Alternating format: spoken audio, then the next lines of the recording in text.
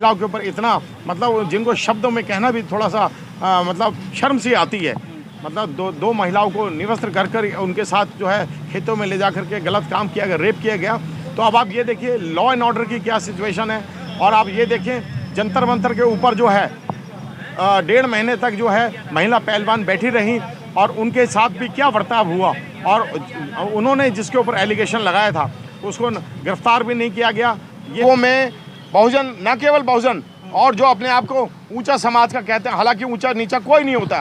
कुदरत भी जो है अपने अगर नदी नाले झरने पानी देते हैं सबको बराबर देते हैं, पेड़ पौधे ऑक्सीजन देते हैं सबको बराबर देते हैं। कुदरत ने सबके खून का रंग लाल बनाया है और कानून भी हमको बराबर बताता है और संविधान भी हमको बराबर का हक देता है। लेकिन अभी होते हैं आपके साथ यहाँ पर ही एकत्रित होते हैं या इसके बाद भी आप लोगों से जुड़े हुए रहते हैं, समाज के लिए काम करते हैं और समाज के लिए कितना काम करते हैं जरा उसको बताइए। सर्वप्रथम आप सभी मीडिया समाज बंधुओं का बहुत बहुत धन्यवाद और आप सभी को नमो बुद्धाय जय भीम। और आपका प्रश्न ये है कि 23 जुलाई को नहीं 23 और 24 जुलाई को 2 दिन के लिए ये जो कार्यक्रम था, ये जो बहुजनों के ऊपर अत्याचार और बहुजनों के अधिकारों की जो हकमारी हो रही है देश के अंदर, उसके विरोध में एक आवाज़ उठाई गई थी ऐतिहासिक रामलीला मैदान से। और ये बहुत सफल कार्यक्रम रहा। इतनी धूप गर्मी और उमस के बावजूद बहुजन ने अपनी उपस्थिति दर्ज करा करके ये बता दिया है कि बहुजन जो है वर्तमान सत्तारूढ़ी सरकार से बहुत परेशान है। इतने सारे वक्ता थे, सभी को उन्होंने सुना और अब भोजन शुरू हुआ है। अब आप देख लीजिए 4:30 बजने वाले हैं।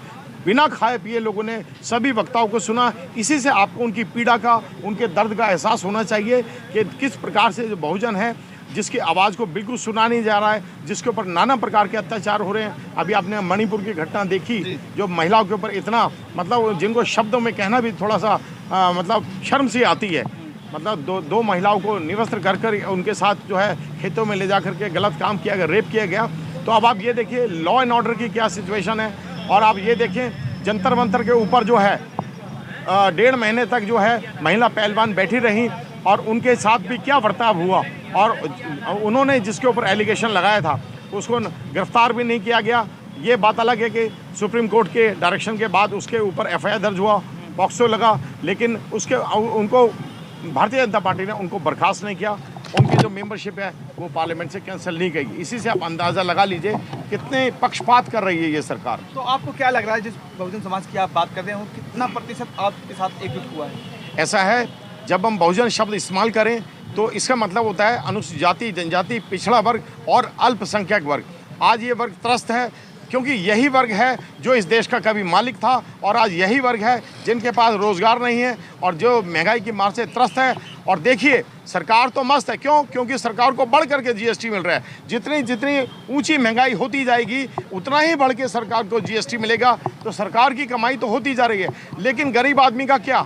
अभी आपने देखा होगा कि 2 साल तक कोविड की वजह से बेचारे मजदूरों के साथ क्या हुआ, सैकड़ों किलोमीटर उनको पैदल चलना पड़ा, उनके पास जेब में पैसे नहीं थे और उनको अभी तक बहाल नहीं किया गया है। देश के जो छोटे उद्योग धंधे सब चौपट हो गए और GST भी इतनी हाई है कि जो छोटा बेचारा निम्न आय का जो व्यवसाय है उसको तो बेचारी बहुत ही कमबख्ती आ रखी है।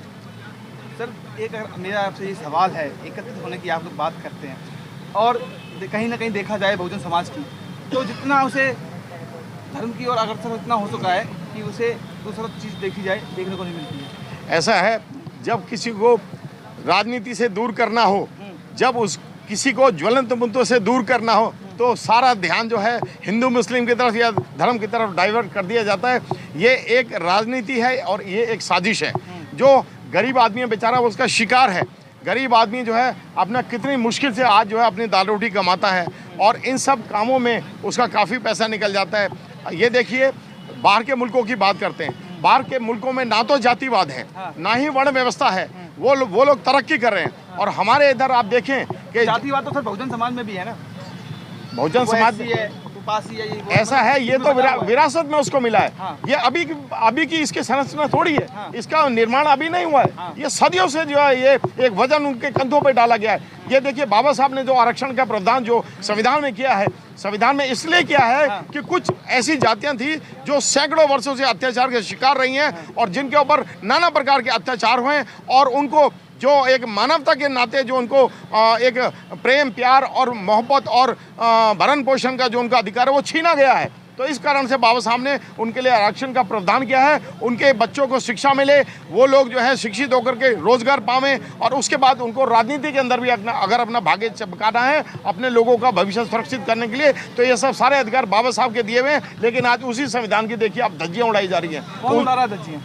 देखिए जो मनुवादी लोग हैं जो इस बीमार मानसिकता से ग्रसित हैं, वो देखिए हमारे लोगों में बहुजन, न केवल बहुजन और जो अपने आप को ऊंचा समाज का कहते हैं, हालांकि ऊंचा नीचा कोई नहीं होता। कुदरत भी जो है अपने अगर नदी नाले झरने पानी देते हैं सबको बराबर देते हैं, पेड़ पौधे ऑक्सीजन देते हैं सबको बराबर देते हैं। कुदरत ने सबके खून का रंग लाल बनाया है और कानून भी हमको बराबर बताता है और संविधान भी हमको बराबर का हक देता है। लेकिन अभी भी कुछ ऐसे लोग हैं जो ऊंच नीच का अब आप ये देखें, आए दिनों आप पढ़ते होंगे कि फलां की जो घोड़ी है बारात का वो बैंड बाजा मेरे घर के सामने से नहीं निकलेगा। और अभी आपने देखा पिछले साल एक 8 साल के बालक इंद्र कुमार मेघवाल का सीहोर जिला राजस्थान में केवल शिक्षक ने इसलिए उसकी पिटाई कर दी और इतना मारा कि उसकी जान निकल गई क्योंकि उसने गर्मी में उसके मटके से पानी पी लिया था। मास्टर की मटकी से पानी पी लिया और उसको इतनी ज़्यादा पिटाई करी कि वो बच्चा मर गया। तो इससे पता पड़ता है कि कितना भेदभाव, छुआछूत और ऊंच नीच का जो भाव है ये वायरस अभी तक जिंदा है। सरकार चाहे किसी की भी हो, चाहे कोई भी राज्य हो, दलितों की बात करें, बहुजनों की बात करें, उन पर अत्याचार जो है कम नहीं होता है। उसके पीछे की वजह क्या मानते हैं? ऐसा है, देखिए अभी हमें क्या पढ़ाया जा रहा है, जो मैंने कल भी ये बात बताई थी, जो असली इतिहास है उसको छुपाया जा रहा है। अब आप ये अभी आप इस चीज़ पे गौर फरमाएं कि 1857 में जब हिंदुस्तान के मतलब स्वतंत्रता पहला संग्राम हुआ था तो वो जो है माता दीन भंगी की वजह से हुआ था, ना कि मंगल पांडे की वजह से, जबकि मंगल पांडे को बहुत हाईलाइट किया गया।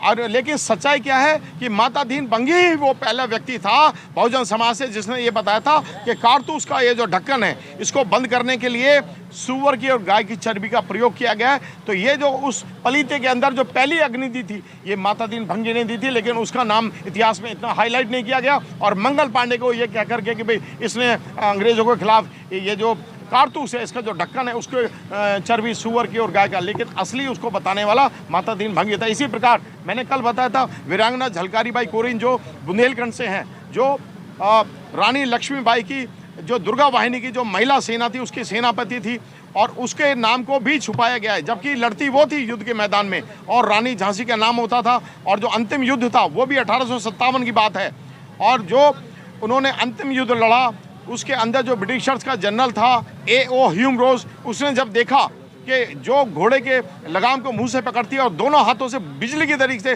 तलवार चलाती है तो ये कौन है। जब वो और उसके घर में गया तो उसने अपनी ऑटोबायोग्राफी में लिखा था, if 1% women of the country turn out to be Jhalkari then we have no other option left only to leave the country. तो उसने बहुजन की वीरांगना की तारीफ की थी और वो तारीफ किसको चली गई?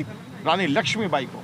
सर आज के समय में एनडीए की हम बात करें और इंडियन विपक्षी दलों की हम बात करें, उन्होंने एकता बनाई, इस एकता में महागठबंधन को नाम दिया, इंडिया नाम रखा गया। तो क्या लग रहा है कि उस महागठबंधन में मायावती जी समर्पित नहीं है, साथ नहीं है, समर्थन में नहीं है, इसके पीछे की वजह क्या जान रही है? बहुजन समाज क्या उनके साथ नहीं है? ऐसा है, अभी जो 2019 में चुनाव हुए थे, बहन जी मायावती जी ने एक कोट जो है मीडिया के सामने किया था। उन्होंने ये स्पष्ट बोला था कि जहाँ जहाँ बसपा का कैंडिडेट ना जीत रहा हो वहाँ भाजपा के कैंडिडेट को जितवा देना। तो उनका ऐसा बयान देना, ऐसा स्टेटमेंट देना ये बताता है कि वो जो है अपोजिशन के साथ नहीं है। हालांकि उनको मनाने की कवायद चल रही है, तो मैं ऐसा समझता हूँ कि वो अपना थोड़ा सा गुस्सा नाराज़गी दूर करेंगी और बहुजन की आवाज़ में आवाज़ मिलाएंगी और बहुजन एकता को मजबूत करेंगी। नीतीश कुमार जी ने भी बहुजन बीजेपी से गठबंधन करके अपनी सरकार बनाई थी।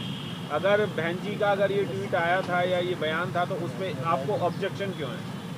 नहीं, ऐसी कई सारी तमाम पार्टियां हैं जिसने बीजेपी का साथ लेकर के अपनी गठबंधन की गवर्नमेंट बनाई। नहीं, वो बात सही है। देखिए गठबंधन की सरकार तो बनती रहती है। अभी आपने देखा होगा महाराष्ट्र के अंदर भी वही हुआ, लेकिन जो महाराष्ट्र के अंदर हुआ वो बिहार में होने वाला था। वो तो आदरणीय माननीय नीतीश कुमार जी ने वो अपना उधर से मतलब गठजोड़ तोड़ा और तुरंत जो है उन्होंने अन्य दलों के साथ हाथ मिलाया और अपनी जो मुख्यमंत्री की कुर्सी थी उसको बचाया। तो गठबंधन होना या ना होना ये तो राजनीति में बड़ी आम बात है। आम बात है, पर आपने सीधा टारगेट बहन कुमारी मायावती जी को किया। मैंने इसलिए ये क्वेश्चन किया है, क्या अगर बहन जी नहीं आती हैं आपके साथ तो आप यही मान लेंगे कि वो बीजेपी के साथ हैं? देखिए, उनके बारे में कहा तो ये जाता है, आप देख लें, इंटरनेट पे भी अवेलेबल है कि बसपा जो है बीजेपी की बी पार्टी है। चलिए, हम उसको नहीं कहते क्योंकि इंटरनेट पे तो कोई खबर जो है मजाक के तौर पे भी ली जाती है, लेकिन मैं तो आप सभी के बहुजन समाज के चैनल के माध्यम से बहन मायावती जी को, उनका हम सम्मान करते हैं। मैं ये विनती करना चाहता हूँ कि अपनी हठ धर्मिता को छोड़ करके अभी उनको ये जो बहुजन एकता जो बन रही है, जो जितने भी जो ओपोजिशन की पार्टीज़ हैं, ये बहुजन एकता बना रही हैं, जिससे कि 2024 के अंदर जो है बहुजन की सरकार हो, बहुजन का प्रधानमंत्री हो। तो मैं आप सभी चैनल के माध्यम से बहन मायावती जी से ये रिक्वेस्ट करूंगा कि भाई अपनी हठ धर्मिता को छोड़ें और बहुजन का, ओपोजिशन का साथ दें। धन्यवाद।